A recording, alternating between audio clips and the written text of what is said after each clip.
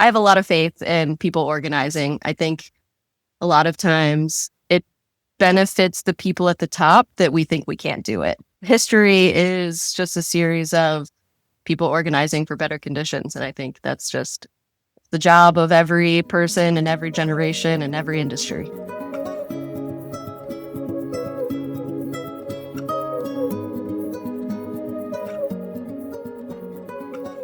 Welcome back. This is the Foolish Optimist podcast. If you're new here, we are on the hunt for the next generation of leaders in the United States, progressive leaders specifically. And if you haven't yet, please subscribe to the podcast. If you're feeling super magnanimous, you can rate and review it. It's a huge help. Now, on to the fun part. I get to talk about our guest. Lexy Doherty is a geologist, an educator, and a lifelong public servant. She's running for Congress to represent Georgia's 10th district because she feels like our communities deserve leadership that's honest, practical, and focused on results, not partisanship. Lexy, thanks for being here. Hey. Yeah, thank you so much for having me. I'm excited to get to chat. Yeah. So we'll start the way we always start. Why 2026? Why are you running? The short answer, the long answer is everything. The short answer is I ran in 2024, sorry. And before I announced then, I committed to running at least twice. I knew that there would be a big learning curve. So I didn't want to waste what I learned and the community that I built. So that's the most short answer. But the long answer is kind of everything's fucked up. And I think a lot of our leaders, even within the Democratic Party, which I'm running in, are not meeting the moment. I didn't think they were meeting the moment before Trump was in office. And now I'm honestly shocked at how things have been going and how little pushback I've seen. So it feels like every single day I have more of a reason to run. Yeah. Yeah. Well, I love the idea of committing to twice in a row. I think that's really great. Georgia is purple, but your district specifically is pretty red. So taking what you actually learned and taking it a step further and going one more year is pretty fabulous, because I'm talking to a lot of first-time candidates and everyone is learning something every single day. And yeah, totally. I mean, still, me too. Yeah, you're right. It would be a waste. But I also do appreciate the not meeting the moment part, because what the fuck? Yeah. I see it really bigly. Illegal. I'm going to jail. I'm taking myself to jail for that. But I see it really big with the generational divide, right? What's his name? Yeah. James Carville. He wrote that op-ed that was we should just roll over and let it happen. Which is so weird to me, because he was always kind of fuck shit up, go for it. And I don't quite understand that maybe this older, more mild James Carville. I don't know. I'm not a fan. I'm no, sir. We're going to the mattresses. We are taking it to the street. We will. I had somebody give me a quote, and I was like, oh, who said that? And they're like, I did. And I was like, they mirrored this image off of the Winston Churchill World War II speech, and it was so perfect, but it was about the United States right now and how we have to fight everywhere, which is true. I agree. I'm definitely, I'm stealing this from someone, but believe in the everything bagel of resistance, that everything all the time. I mean, I think it takes all of us working on every single piece of this. For some people, it's protesting. For some people, it's mutual aid. For me and the other people you're talking to, it's planning ahead for the midterms, which we are going to make happen. I think somebody needs to be thinking about that when it's so easy to get caught up in the daily news cycle. But we really do have to be thinking about the future. The future will come whether we're ready or not. So we should probably be ready. That is a very good point. I get a lot of criticism because people are like, well, you're just telling people to vote. And I'm like, no, you've decided that because I'm hosting a podcast about who's running, about people who are ready to literally roll up their sleeves, put their entire fucking lives on hold for years to first run, and then if they get the job, to miss major life events with every single one of their loved ones to build a better country. I was like, and that's It is funny that people feel that way, because my thought is like voting is the bare minimum. I'm not saying that that is the solution to everything. That's like civics 101 is like, you should probably fucking vote. And that's like my starting point, not my finishing point. Yeah, I've said this to a lot of people. I'm just like, if you think voting's all there is, then do you do your job once every 2 years, every 4 years? Do you think you would get fired from your job if you worked that way? Because I would. So, and they're like, oh, they get really mad when I put it that way. But I'm like, that's what we're talking about here. Like it's the absolute bare minimum. And it's also just like part of being in society. Like paying your taxes and voting is part of society. It's what we do. But it would be nice if we got things for our taxes. That would be cool. Yeah. There's a quote that I love, like, democracy is the worst form of government except for all of the others. And that's really how I see it, is that like democracy is messy and hard, but us showing up and building the government that we want and frankly deserve is better than not showing up and being like, this is hard, fuck it. Like, I think we do the hard thing and we just keep making it better and better and better. Like, we don't give up the first time. I love that. You're right. I think a lot of people just got really complacent for a while there and when things were good. See, the quote I love about democracy, and this is going to sound crazy to say, it actually comes from Joseph Goebbels. And it's really apt for the time. He says democracy, this is not a direct quote, I can't remember the exact quote, but he's like, the problem with democracy is it gives its detractors a way to destroy it. Yeah, and people totally. I think that's so right. Like, it's been happening, it's been eroded year and year and year over year, and now all of a sudden people are like, how did we get here? I'm like, well, it's like 45 years of this. All of a sudden. I mean, it's the same with vaccines, right? When it's working, people ignore it and forget about it and then think that they don't need it. It's like, no, things are going good because of this.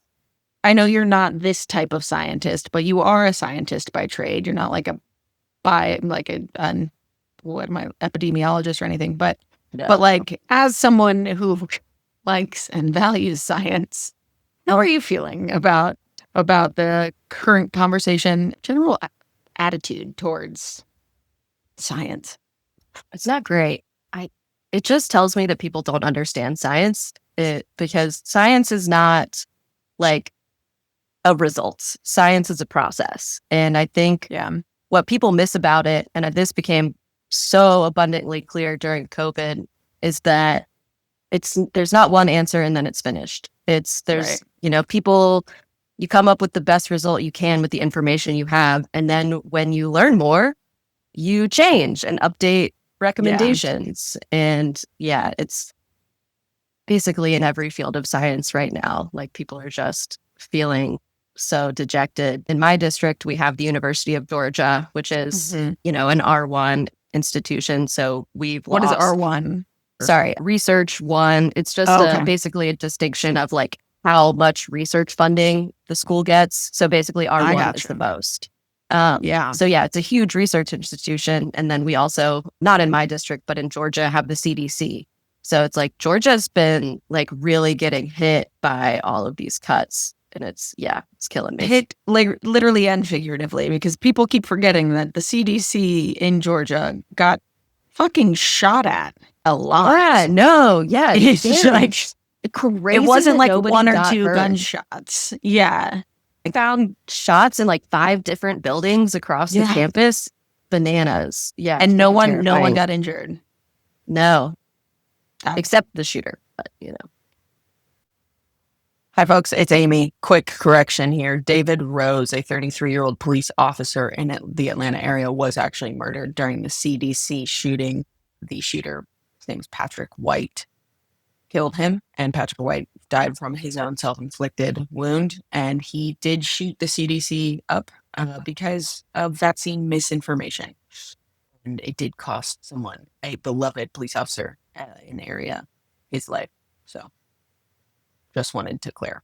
Look, but still, that's amazing. Terrible. You went and shot up a federal building. Other people. You went up and it's not brokenhearted about it. I have compassion, but also, what'd you expect? It's terrible. Yeah, but so you guys have the CDC, you have UGA. Yeah, USDA is huge here. Like we're bird flu. So Georgia is the #1 poultry state. So there was a ton of research going on before January into bird flu. And now we're just not talking bird flu's about coming it back, anymore. right? Yeah, it's spreading like crazy. Yeah. I don't know how old you we're are, just not but testing it. we had a running joke in our it was like sophomore year of college. I think it was we just kept screaming swine '09. It was the H1N1. Yes. That was really bad. Yes, friends, flu season isn't just regular flu, it's all the flus. Do you think that's what's going to happen to COVID? We're going to have like this is not your brand of science. I don't know why I'm asking you these questions. I've been thinking about it. Not that we'll get like a bird COVID. I do think that we're not going to be testing for COVID, and that it's cyclical. So it'll come back in the winter, and I'm sure that we are not going to be testing adequately. So it's just kind of like, I hope it doesn't mutate and get worse. So we'll see. If you're afraid of getting sick, you can always wear a mask. It actually does really help. So I've been masking since 2020, like when I'm on public transit, and people give me some look up, they give me some eyes. Knock on wood, I have not been sick since I got COVID, which was incredible. March of 2020. So that's a lie. I got sick. I got COVID one more time because I was at a funeral and everybody got COVID. And that was in December of 2021. Everyone got COVID. I also fractured my kneecap. It was and I was at a funeral. It was not a great week for us. Yeah, it was not a great week. People laugh at me, but I'm like, everyone is sick all the time. And every time you get COVID, you get a little worse, and your immune system. And I have an issue with my immune system anyways. And like, people are just like, you're like really healthy. And I'm like, I'm not getting on enclosed tubes with people coughing without putting a mask on. And I think it's so simple, that it's crazy to me that people in other countries, it's so common and not a big deal. And somehow it's become like a weird thing in America. I don't understand people. Yes, masking it's too much. Personal liberties. So let's talk a little bit about your work as economic geology. Economic geology. Yeah. So that's what I studied in school. Geochemistry. I wanted to do exploration geology. The direction I was going at that time was like field work, which movie inspired you to do this? Just geology field camp, actually. Okay. I was like Indiana Jones timeline. What do we have? That's awesome. I just like to be in the woods. I kind of grew up camping a lot and being like out in the woods. I was like, what can I do that I will be outside and make money and do geology? And that's kind of what I came up with. And then I realized that the best place to do it is the middle of the desert in Nevada. And I had like an internship at a mine out there. And I was like, oh no, I actually don't want to be here. I love the South, which confuses a lot of people. I took a different path, but I still keep up with the geology stuff. I get it. I like the South as well, which doesn't really track because I've lived in New York for 14 years. So, but I love the South. Okay, so where are you from? Charlotte, North Carolina. Charlotte. Oh, yes. Just, across the entire state of South Carolina from your district, pretty much. Like just clear diagonal. So, but what are you doing now, and what do you think that experience, both in the mines and also what you're doing right now, how will that translate into working in Congress, do you think? Right now I'm campaigning full time because I think that's the only way that the seat is going to flip. But I was doing educational consulting, basically helping high schoolers apply to college, like a private guidance counselor. Basically, my job was trying to distill the like insane, complicated, convoluted world of college admissions into like steps that a kid and their parents could understand. And I think that's a lot of what describing policy is like. You're like, okay, you've got this like insanely dense document. What are the points that they need to know to like understand how this works, how it affects them, that kind of thing. So I think it translates pretty well, actually. That actually sounds perfect. I firmly believe that we need more people who work in and around education, but also like know how to distill information. Yeah. I think we have a lot of people that are the wonks and a lot of people that are like regular people with everyday experience. And yeah, the connections, there's not enough of them. So it's like, that's how I see myself, is that like I'm both a big nerd and, like I've just grown up a working person. So my family, my mom had a small business, my dad worked. So like, I think I understand the experience of both worlds. Someone else said that we should like have a cap on how many lawyers are in DC.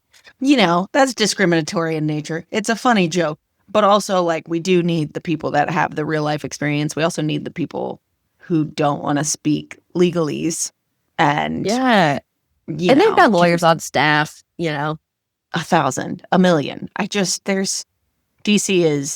in DC for a while. It's a lot of lawyers and you're just like, pump the brakes. Calm down. There's enough. Yeah, like that's fine. You don't have to lawyer me. We're on a first date, Oh no. I'm like, that's my nightmare. And I can read. You don't have to do this to me. That's very interesting. That's very exciting. You have a very cool background. How did you landed in Athens to get your master's, and you've been there ever since? I kind of expected to live here for 2 years and go off wherever I got a job. Isn't that how it always happens? I fell in love with Athens. It's just a super cool town. And my husband's a musician and has a recording studio. So it was like a pretty easy sell when I was like, hey, what if we just stayed forever? He was like, yes. Sold. Done. Love it. Yeah. What are some of the issues that, okay, I have 2 questions. First one is, what are some of the issues of District 10? What's keeping people up at night? I think it's the same as kind of working people everywhere. People aren't making enough money and costs are going up. That's like what I hear over and over and over again. We have, the cost of housing is skyrocketing. The cost of food is skyrocketing. People can't afford healthcare. And now we're talking about subsidies going away for their plans on the marketplace. So it's, just every single day, people are getting more and more and more squeezed. And I think it's the same as kind of the average person everywhere. That's really, it gets, brought up in different ways. But I think, that's really the basis of it, is that the cost of living is just going up and wages aren't. And I think it kind of is that simple in a lot of ways. I think about that really popular candidate. He wasn't like really popular. He didn't win by any means, but he had a great catchphrase a long time ago in New York. Was the rent's too damn high? And that was all he kept saying. And it is, right? Like, what is your thought process around how to build a system that would help make things a little bit more affordable? What do you think Congress could actually do about that? So I am a big believer in democracy in the workforce as well. We just have to support unions because people know what they're worth. But when you divide them, just like politics, right? When you divide everyone, then the people at the top win. And if we come together in these different industries, I look at, there's some Western European economies where workers have a spot on boards of businesses. That's not necessarily like the first thing I would do. But basically, like, people need more power in the workplace. The first thing I think we need to do is raise the minimum wage. So in my district, a lot of people think that nobody's working on minimum wage, and that's just not true. So many people are. Yeah, there are thousands and thousands of people in my district that are making less than $15 an hour. And at this point, I even think $15 an hour is too low for a minimum wage. Enough. Yeah. So I like to remind people minimum wage is also before taxes.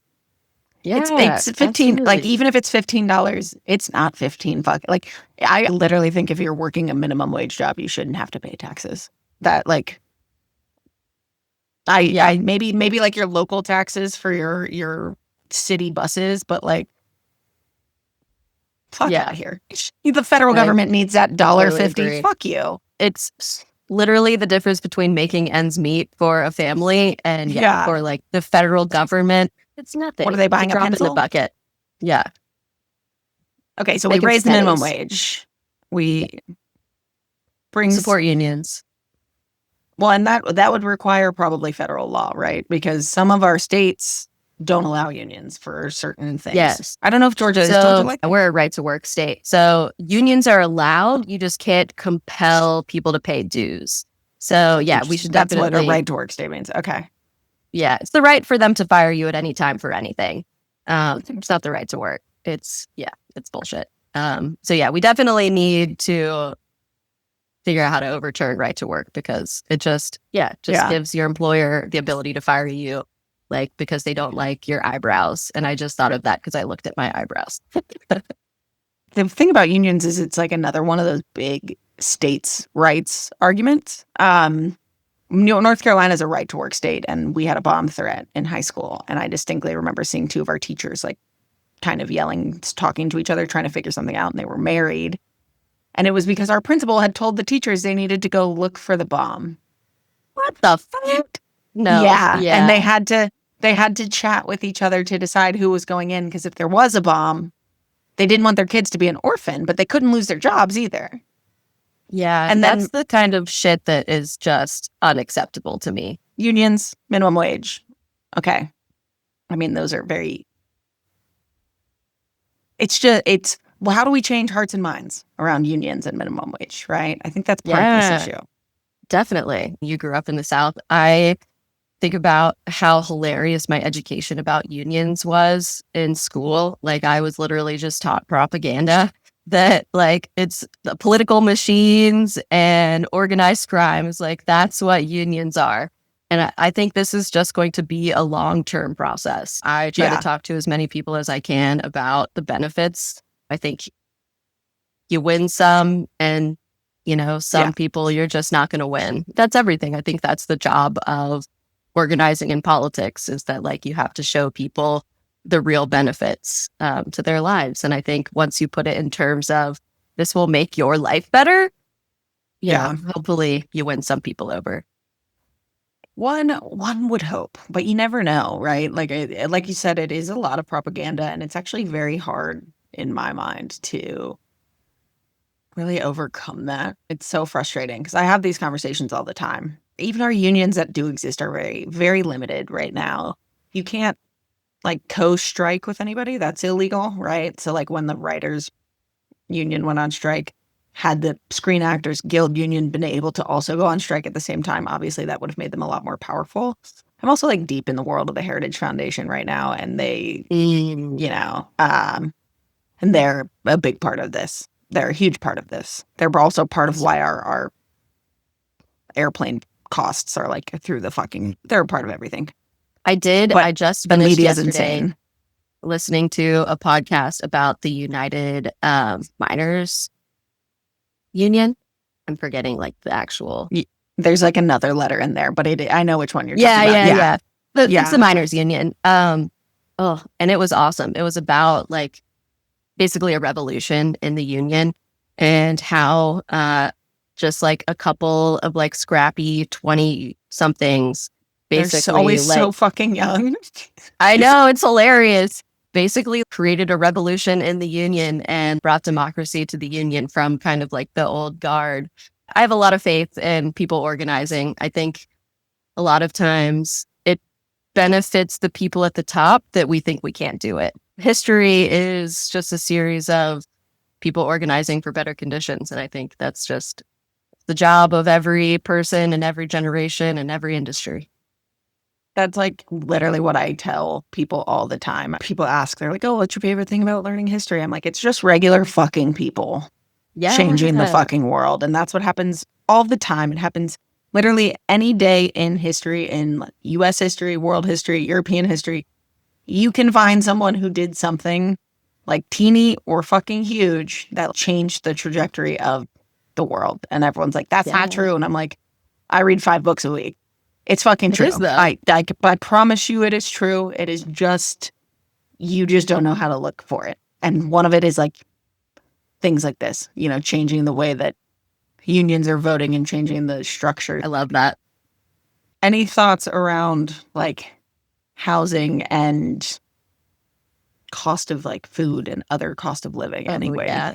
I'm definitely like kind of an urbanist as well. Car culture is so huge around here that like talking about density or public transportation, people just lose their minds. As far as affordability, we just have to build more housing where people want to live. It makes me want to beat my head against a wall when people say things like, but there's more housing than there are people that need housing. But it's like, okay, yeah, is it where the jobs are? Is it where people want to live? Yeah. Yeah. So that's always like, is it close to a fucking job? Yeah. And no, it's not most of the time. It's never close. It's never close. We just need to invest in more housing. And, it really is that simple in a lot of ways. Also, trains. I'm a train girl. I'm like desperate for a high-speed rail on the East Coast. It would be so nice on the East Coast. Could you imagine going from like Atlanta to New York on a train in like, I don't know, less than a day? Because right now that trip is probably 20 hours because I've done DC to Charlotte and that was 12 hours. I did Atlanta to DC maybe 2 years ago.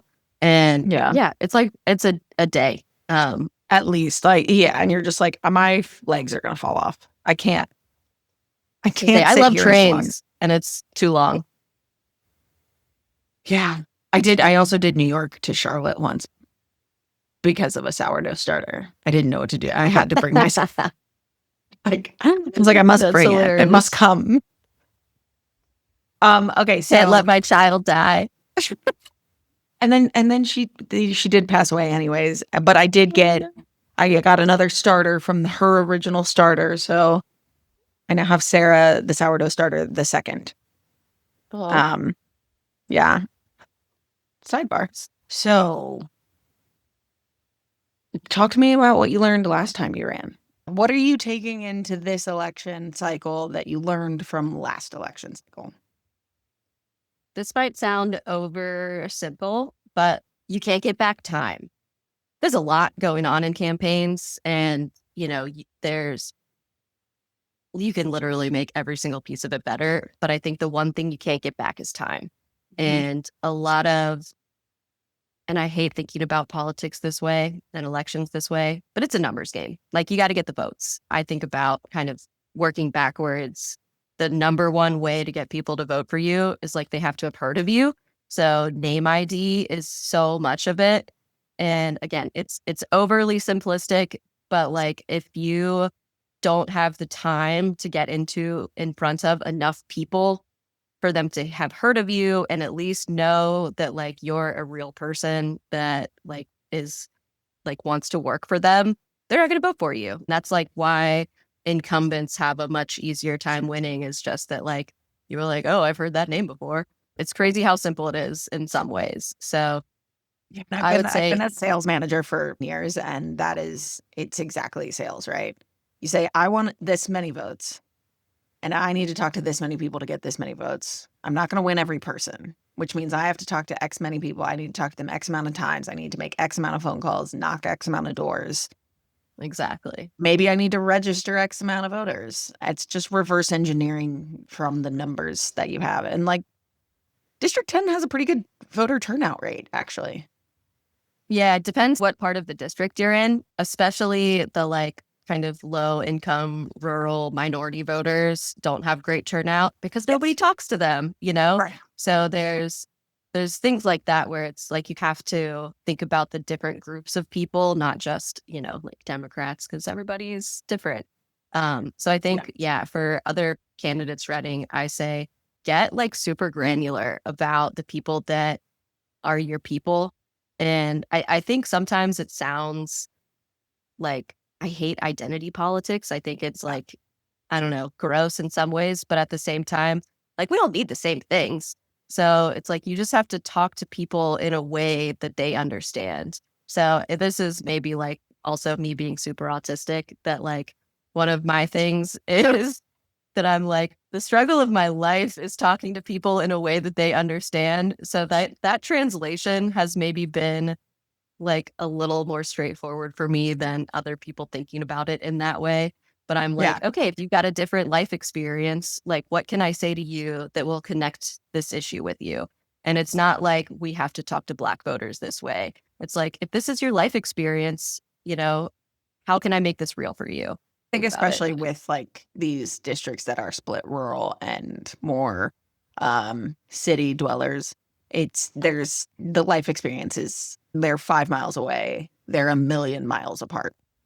Different world. Yeah. Yeah. I think too about like how people identify is so different. And I also think you have to talk to people in a way that like they understand that you see them. The way that like rural people want to live their lives is so different from the way that people in cities like want to live. And so Yeah. it's kind of connecting all of those dots that like we need the same things, but it looks different. But I think I'm lucky that I grew up like in a really small town in South Carolina. So it's like, those are my people. It's funny Yeah. that I feel like a lot of Democrats struggle talking to kind of like rural, more conservative voters. And I'm like, no, those are my people. I know them. Yeah. Like, I've worked on farms my whole life, Right. like I get them. Well, the rural vote and the Southern vote, especially Southern minorities, especially Southern rural people, have been kind of like foregone by the Democratic Party. So It makes me furious because there's like, they are the ones that need us. It's something that I really struggle with the kind of like fuck around and find out oh of God, the people on the left, that they're like, excuse this me, is what you you voted voted for for. this. Yeah. But like, that's bullshit. That's not what people voted for. Every single like state, especially when you start to like look at it, was much closer than you'd think, right? Like North Carolina was 49.51%, and people are like, this is what you voted for. Asheville. Have you been to Asheville? They are the most Yeah. motherfuckers of all time. No, they did not Love vote. Asheville. You piece of shit. And like even Arkansas, Trump only won by like 53%.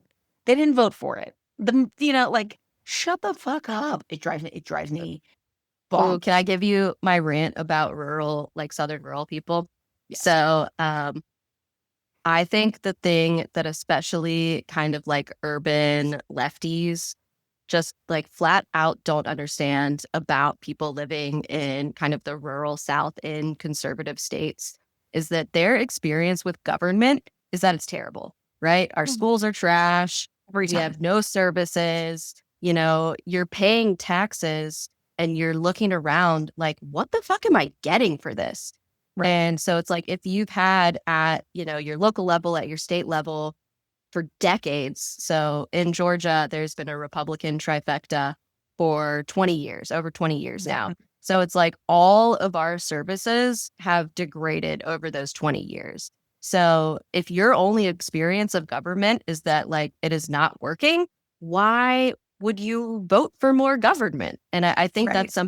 that's a huge disconnect that people don't understand, especially about the rural South, is that like you have to convince people of what's possible, not Right. that they should just vote for more of what they're getting. Right. It's absolutely insane. People have no idea what's going through these people's minds, but part of it is because they're not fucking talking to them. That's what drives me insane is that like the Democratic Party is like, I don't understand why these people wouldn't vote for us. It's like, well, you haven't knocked their door in 15 years. And I get it, partly because some of them are going to come to their door with a shotgun because they don't want to deal with It does you. happen. It does happen. That's one of my qualms with the Democrats. You listened to the Miners, the United Miners podcast, and there's so much history around rural people and labor in the United States that one should be mentioned when we're talking to them, but two should also remind people that like, oh, wait a minute, my grandfather was in a union and it did really help us. And it actually helped us stand up to this government and like these corporations that feel like they're in the back pocket of the government and all these things. And we're just like, Yeah, I very much consider myself a populist. And I think that breaks people's brains sometimes because they think of like conservative, like right-wing populists. And I'm like, no. Like the original populist movement was like a farmers movement in America. And I'm like, that is what we should be doing again, is that like, this is about like working people getting what they have earned, what they deserve, you know? And everything is just like, we're given pennies while the rich make a buck, you know? And fuck that. It doesn't have to be that way.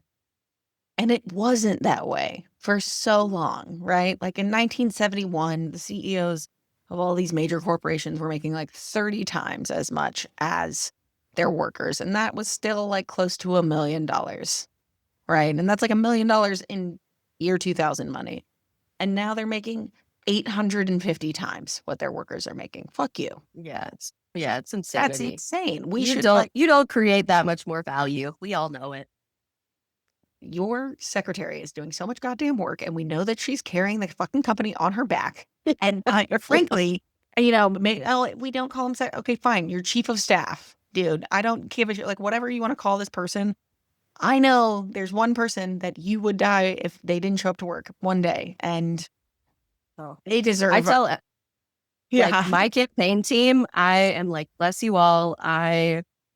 There's no possible way that like anyone could do this on their own. And nobody does anything on their own is like really the truth. This is another like media thing that we've fallen for.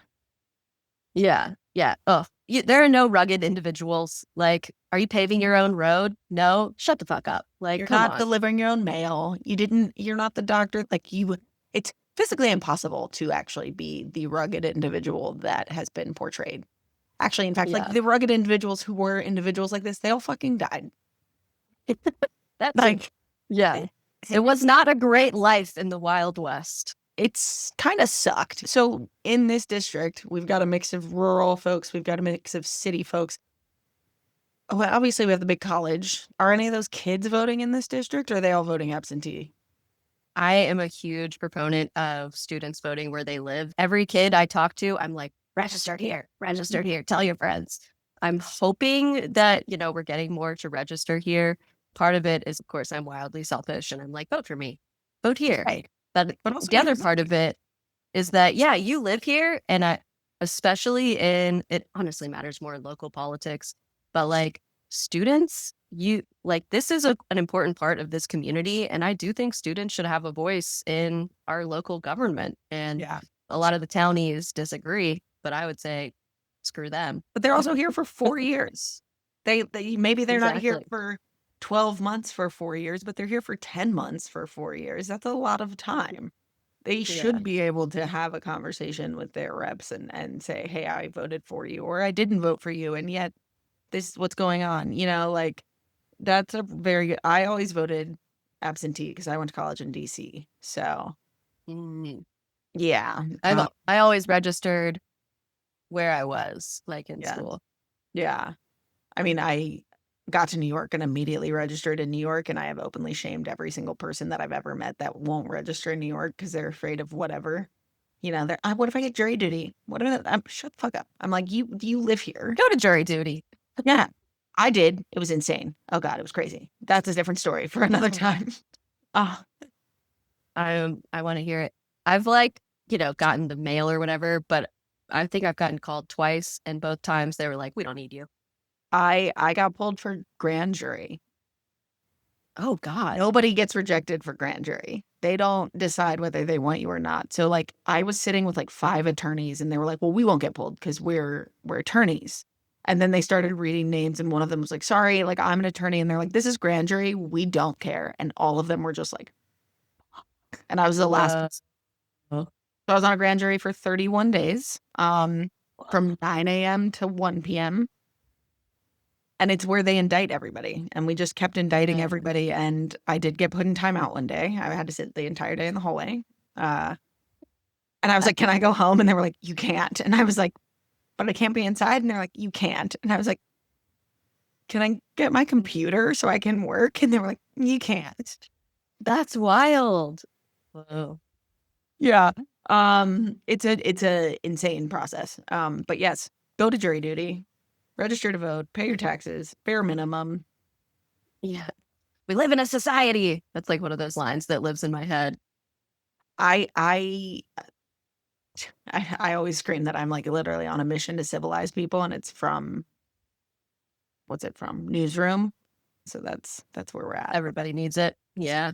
Yeah. Okay. So Fortunately. wait, my question before we jump into like final thoughts is, how are we going to build coalitions between rural folks, college kids, and inner city dwellers?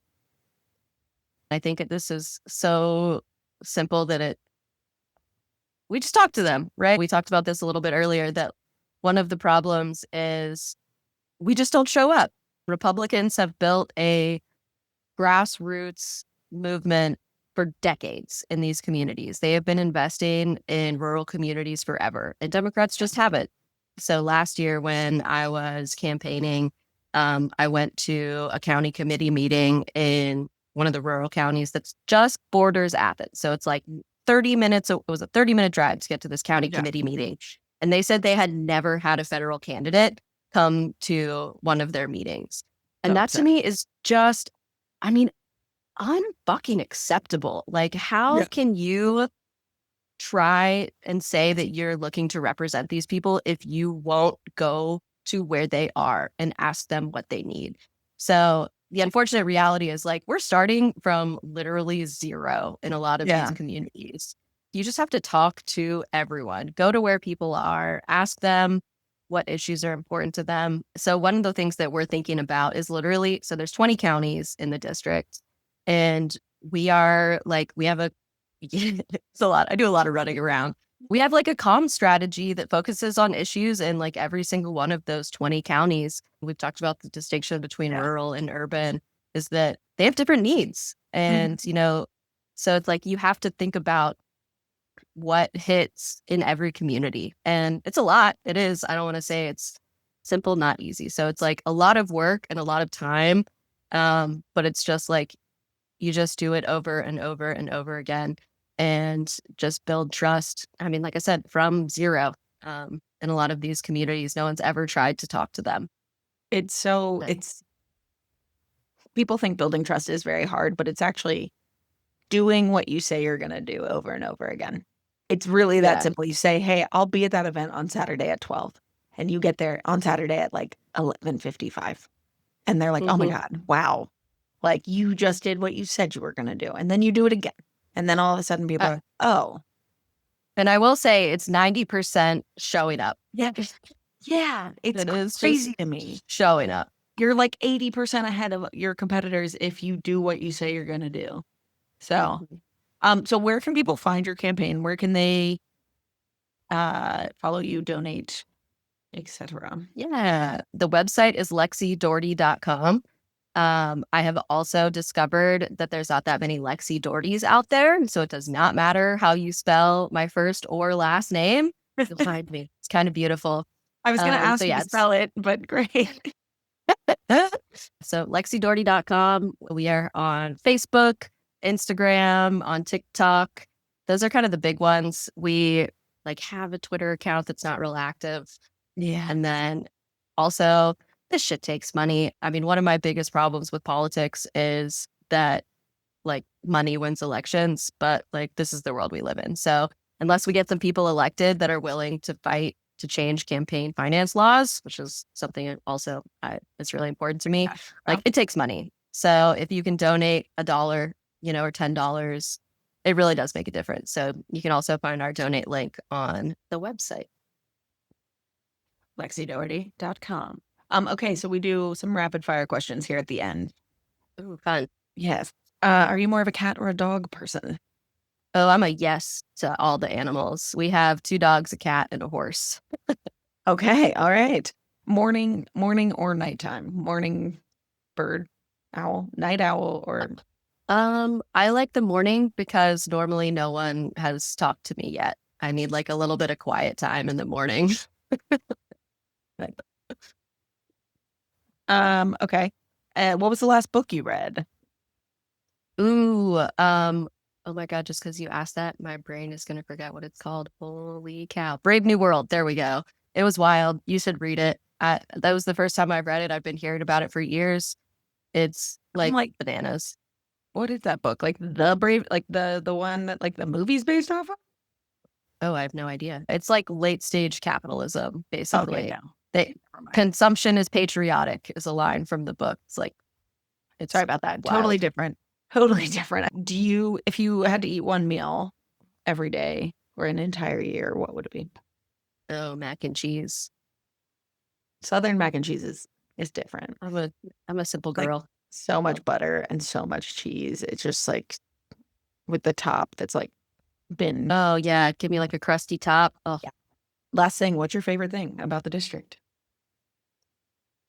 I think my favorite thing about the district is that it's diverse, rural, urban, but also we have like 25% Black community. There's like a lot of different religious communities.